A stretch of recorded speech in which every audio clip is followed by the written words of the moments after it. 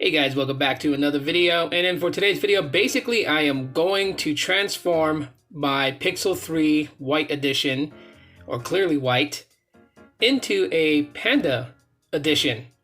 And so I picked up a skin from D-Baron Skins, so shout out to them.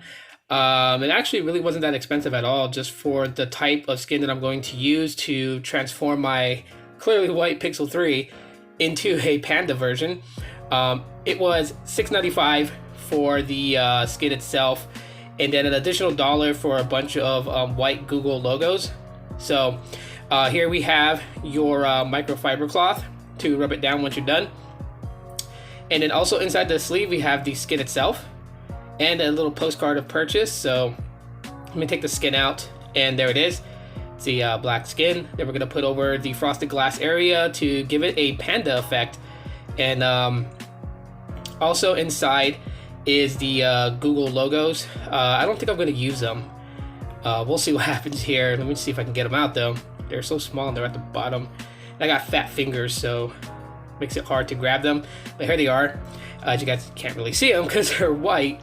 But yeah, so I don't think I'm gonna use the white G logos. I may do that another time or save them for like the future in case I decide to skin it a different color. Now, what we're gonna do is we're gonna go ahead and apply it onto the device. So here we have the Pixel 3, cleared off, cleaned off. Make sure there's no lint, dust, or anything on it. You don't want anything kind of like causing an obstruction to the skin itself, otherwise it won't bond smoothly. So yeah, we're gonna go ahead and try to line this up. It's not as easy as you may think it is. You gotta make sure you line it up correctly. If it's slightly crooked, you'll be able to tell, or like the edges of it on the side, you'll be able to feel them sharply. Another thing that you will need, which I probably won't really show in this video, is like a blow dryer to soften the skin.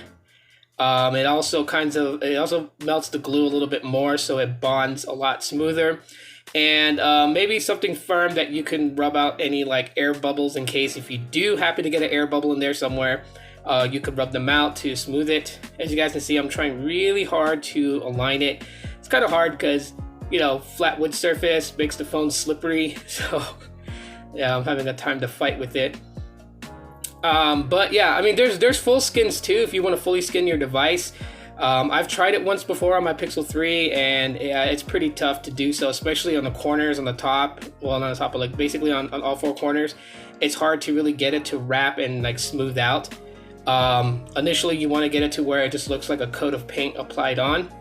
So here we go, trying to align it where everything is pretty much aligned correctly, including with the biometric reader for the fingerprint. You don't want that obstructing it.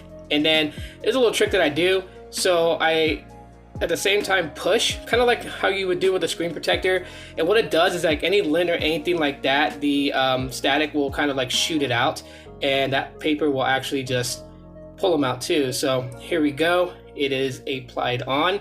And so now what I'm going to go ahead and do is I'm going to use a blow dryer to kind of soften it up and then rub it out, so then that way it bonds with the device a lot better and gives it that really good look that I'm trying to achieve. So right now I'm gonna take it over to the blow dryer, so it's not gonna be on camera, but here it is done.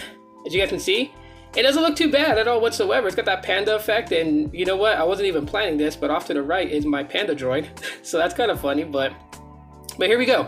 So white and black, of course the front is black itself, so it does have that panda effect scheme, like on the Pixel 2 XL, the Panda version. Only the colors are kind of reversed on this one. So yeah, I think it came out pretty nice. I want to smooth the edges out a little bit more, so I'm gonna kind of do that here in a little while. Also keep it in a case just for like 24 hours just to help it bond.